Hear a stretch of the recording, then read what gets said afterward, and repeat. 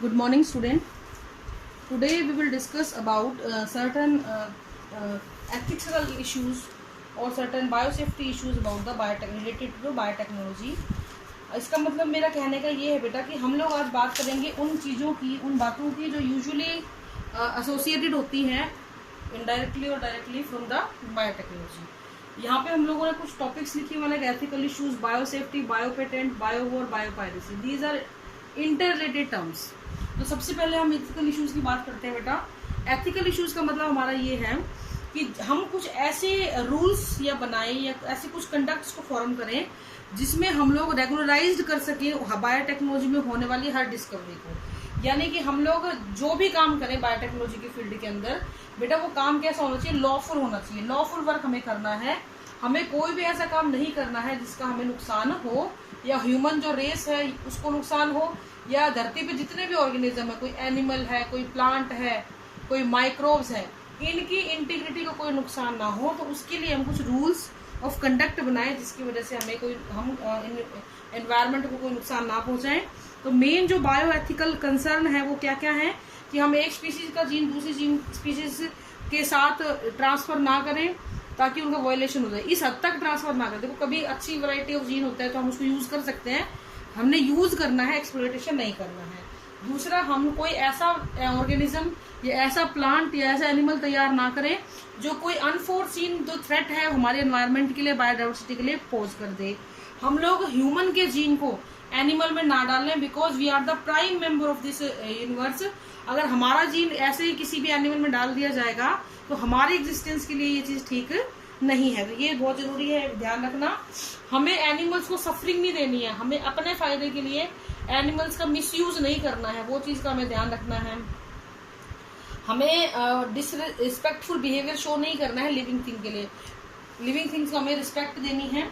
और सबसे इम्पोर्टेंट चीज है कि हमें जानवर को जानवर समझना है, हमें उनको कोई फैक्ट्री नहीं समझ लेना है। क्या जैसे कि हम बहुत सारे एनिमल्स का यूज करते हैं as a host so that they can produce certain pharmaceutics product, ठीक है। लेकिन इसका मतलब ये नहीं है कि वो फैक्ट्री है, डाला जीन और बना लिया प्रोडक्ट, डाला जीन और बना लिया product. It can cause very serious pain to them. तो इसलिए हमें ये ध्यान रखना पड़ेगा। और इन सभी चीजों को कंट्रोल करने के लिए we have a committee that is known as GEAC, genetic engineering approval committee. इस कमेटी का बेटा काम क्या है? इस कमेटी का यही काम है कि बायोटेक्नोलॉजी की फील्ड के अंदर होने वाले जितने भी रिसर्च हैं उन सबको ये रेगुलराइज्ड करती है। ये उनको डायरेक्ट करती है कि आपको कौन सी चीज बनानी है और कौन सी नहीं बनानी है, कौन सा काम आपका लॉफुल है और कौन सा लॉफुल नहीं है। आपको ये ध्यान रखना है, कोई भी गलत चीज नहीं बनानी है, किसी और की डिस्कवरी का मिसयूज नहीं करना है। बहुत सारी चीजों को ये अपने अंदर समेटे हुए है GEAC, ठीक है। तो ये रेगुलराइज करता है, एक तरीके से रेगुलेटरी अथॉरिटी है। जैसे कि आपने देखा होगा ट्राई है, ट्राई क्या है? Telephone regulatory authority of India है। ये जितने भी नेटवर्क प्रोवाइडर है ना उनकी मनमानी को रोकता है। तो बिल्कुल ऐसे ही GEAC बायोटेक्नोलॉजी की फील्ड में होने वाली मनमानी को रोकने का काम कर देता है। ये जैसे कि आप टर्मरिक हमारी इंडियन कंट्री का एक वो है, नीम हमारा इंडियन कंट्री का प्रोडक्ट है जिसके बारे में हमारे वेदों में भी इसका बखान किया गया है। कोई नया इंसान आके जिनकी कंट्री में नीम लगता तक नहीं है वो आके कह दे जी नीम की प्रॉपर्टी ये है वो है तो मेरे नाम से इसको बेचूंगा मैं। तो ऐसे कैसे हो सकता है? नहीं हो सकता ना। तो ये एथिक्स होते हैं। हमें गलत सही को सबको ये नहीं कि हमने डिस्कवरी पे रेगुलराइज करना है, हमने एक अच्छे इंसान की भी चीज करनी है। हमें इंसान को इंसान समझना है, जानवर को जानवर समझना है, किसी और के काम को अपने नाम से बेचना नहीं है। तो ये बहुत सारे एक वास्ट एरिया को इंक्लूड करता है। जैसे हमारे साथ क्या हुआ, हमारे इंडियन बासमती राइस का जन्म प्लान ले जाके USA की कंपनी ने दूसरे semi dog variety of rice से क्रॉस करवा दिया और अपने नाम से पेटेंट करवा लिया। क्या ये सही था? नहीं, क्योंकि नेटिव जो था वो तो हमारे इंडिया का था। बासमती राइस उगता ही नहीं है वहाँ पे, इंडिया का है ये तो। लेकिन फिर हमने इस पेटेंट को कैंसिल करवाया। ऐसे ही हल्दी है, नीम है, इनके प्रोडक्ट हमारी कंट्री के, हमारे वेदों में लिखी हुई चीजों को वो लोग यूज कर रहे हैं, अपने नाम से बेच रहे हैं, जो बिल्कुल गलत होता है। तो एथिकल इश्यूज में हम लोग बहुत सारी चीजों को कंट्रोल करने का काम करते हैं। फिर आता है बेटा बायोपायरेसी। ये जो मैंने अभी आपको बासमती राइस का बताया ना, पायरेसी का मतलब होता है नकल करना। तो बायोपायरेसी का मतलब होता है कि हम ऐसे जेनेटिकली मॉडिफाइड क्रॉप्स बनाएं जो हमें फायदा दें, अच्छी बात है, लेकिन हम उसका एक्सप्लॉयटेशन ना करें किसी और की चीजों को, डिस्कवरी को यूज करके। आपने कोई चीज डिस्कवर करी और उस डिस्कवरी को कोई और अपने नाम से बेच दे, कैसा लगेगा आपको? गलत रहे। तो ये चीज क्या होती है बेटा? बायो पायरेसी होती है। जैसे कि एक रॉयल बोटेनिकल गार्डन है जिन्होंने रबर प्लांट को ब्राजील से ले लिया और साउथ ईस्ट एशिया में उसको प्लांट कर दिया। इसी तरीके से सिनेमोन को भी उन्होंने ऐसे ही करा। तो इस तरीके से हम लोग किसी और कंट्री के बायो रिसोर्सेज को ला रहे हैं, अपने नाम से उसको बेच रहे हैं। ये क्या हो रही है? नकली तो हो रही है, बायो पायरेसी कहलाती है।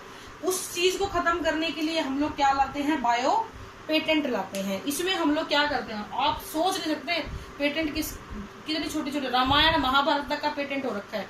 तो कहने का मतलब है ये तो वो बायो पेटेंट नहीं है, लेकिन पेटेंट हर चीज का होता है। हर एक डिस्कवरी जो किसी इंसान ने करी है जिसके बारे में पहले कभी भी बात पता नहीं थी, या कोई भी नई चीज उसने बनाई है जो सिर्फ उसने बनाई है, तो वो उसकी चोरी को रोकने के लिए पेटेंट ले लेता है। इसको हम बोलते हैं बायो पेटेंट। इस बायो पेटेंट की हेल्प से क्या होता है बेटा? आपकी मोनोपोली हो जाती है उस चीज के ऊपर, यानी आप ही उसको यूज करोगे, कोई और कंट्री या कोई और इंसान उसको अपने नाम से नहीं बेचेगा। वो छोटा सा एग्जाम्पल आप लो, जैसे आप चिप्स कुरकुरे खाते हो, ठीक है, मैगी का एग्जाम्पल ले लो। अब मैगी जो है एक ब्रांड का नेम है, लेकिन बच्चा अब वो टॉप रेमन खाए या कुछ भी खाए, सब मैगी होते हैं।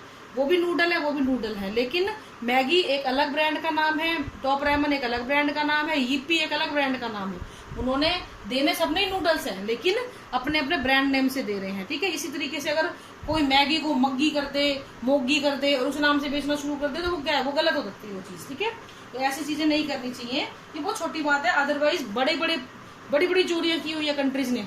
इंडिया का देख लो एग्जांपल, बासमती राइस उठा के ले गया हमारा, हल्दी उठा के ले गया हमारी, खुद ने जर्म प्लाज्म जीन की स्टडी कर ली और फिर कह दिया जी ये तो हमने खोजा है। कैसे खोजा है आपने? जब ये हमारी कंट्री में हमारे लोगों ने, ठीक है, नहीं ध्यान दिया गया, नहीं पता लगा, तो उन्होंने नहीं कराया पेटेंट। इसका मतलब ये थोड़ी ना कि हमारी कंट्री का है ही नहीं, हमारी कंट्री का था, हमने इसको कराया, ठीक है।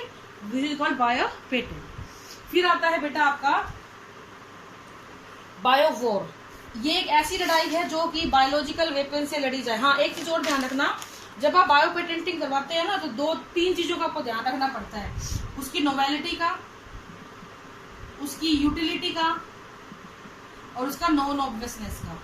नोवेलिटी का मतलब है कि वो चीज बिल्कुल नई होनी चाहिए, नई डिस्कवरी होनी चाहिए। यूटिलिटी मतलब वो ह्यूमन वेलफेयर में होनी चाहिए। और नॉन ऑब्वियसनेस का मतलब है कि उसका पहले से कोई बखान किया हुआ नहीं होना चाहिए, पहले से मतलब उसका कोई डॉक्यूमेंटेड नहीं होना चाहिए, या कोई वेल नोन चीज नहीं होनी चाहिए, एक नई डिस्कवरी होनी चाहिए, उसी को पेटेंट मिलेगा।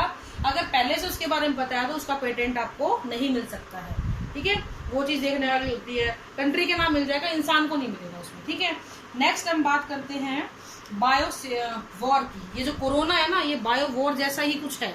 मैं ये नहीं कह रही कि ये बायो वॉर है, बट ये वैसा सा ही कुछ है। बायो वॉर में क्या था कि एक ऐसे एंथ्रेक्स का वायरस, पोलियो का वायरस और अपना स्मॉल पॉक्स का वायरस, ठीक है, फंगल स्पोर्स, बहुत सारी चीजों को इकट्ठा कर लिया और उनके बम तैयार कर दिए। लगभग 5000 बम 1942 में मिल गए थे हमें, जिनमें बैसिलस एंथ्रेक्सिस भरा हुआ था, प्लेग का, क्यू फीवर का, वायरल हेमोरेज का, वायरल एंसेफेलाइटिस का। ये सारी बीमारियां ऐसी हैं जिनका आप सोर्स पता नहीं लगा सकते। आज कोरोना वायरस घर घर में जाने को हो रहा है, क्यों? क्योंकि पता नहीं चल रहा है कैसे आ रहा है, इसको दिखता नहीं है। अब जैसे आपको कोई कह दे गंदा पानी मत पियो, ये इससे पोल्यूशन हो, इसमें गंदा पानी है, इससे पेट खराब हो जाएगा, तो आप पानी को आइडेंटिफाई कर सकते हो गंदा या साफ है।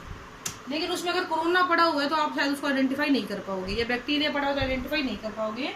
तो क्योंकि इनको बनाना सस्ता पड़ता है, क्योंकि ये नजर नहीं आते हैं, क्योंकि इनके ऊपर केमिकल का असर नहीं पड़ता है, और सबसे बड़ी चीज ये बड़े पैमाने पे डिवास्टेशन करते हैं, नुकसान करते हैं, इसीलिए इनको as a bio weapon use किया जाता है। और ये जो है अब फ्यूचर में होने वाला जो यूथ होंगे ना, वो बायो वॉर से खेलने जाएंगे बेटा। बायो वेपन हर कंट्री ने तैयार कर रखा है, ये कोरोना भी उसी श्रेणी का एक बायो वेपन ही है। आप देख रहे हैं ना, ये निकलेगी बात आगे आके। फिर हम बात करते हैं कि इससे बचे कैसे। आप सबको पता है कोरोना से कैसे बच रहे हैं, कैसे बच रहे हैं बेटा। हम मास्क लगाएं, हम लोग प्रोटेक्टिव शील्ड पहने, अगर हम डायरेक्ट कॉन्टेक्ट में टच में आ रहे हैं तो हम वो पीपीई किट, आपने देखा होगा ना, वो नीली नीली व्हाइट व्हाइट पूरे कवर रहते हैं डॉक्टर्स, वैक्सीनेशन जिसकी खोज अभी जारी है, एंटीबायोटिक्स यूज करें अगर बैक्टीरिया का इन्फेक्शन है तो, और डिकंटेमिनेशन वो कैसे होता है, बार बार 20 मिनट में साबुन से हाथ धोएं, सैनिटाइज करें, हाथ धोएं सैनिटाइज करें, ये सब बातें हम बहुत ज्यादा बोलते चले आ रही हैं।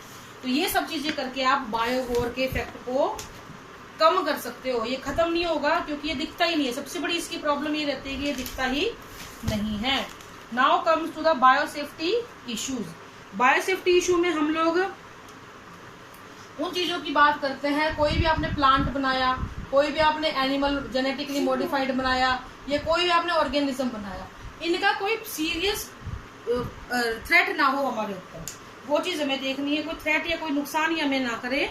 ये जो ऑर्गेनिज्म होते हैं इनका कोई नुकसान नहीं होना चाहिए, और अगर ये नुकसान करने की क्षमता इनमें हो सकती है तो इनका एंटीडॉट पहले से ही तैयार हो, ये बहुत ही जरूरी बात होती है बेटा। ठीक है, this is all for today. Thank you and have a nice day.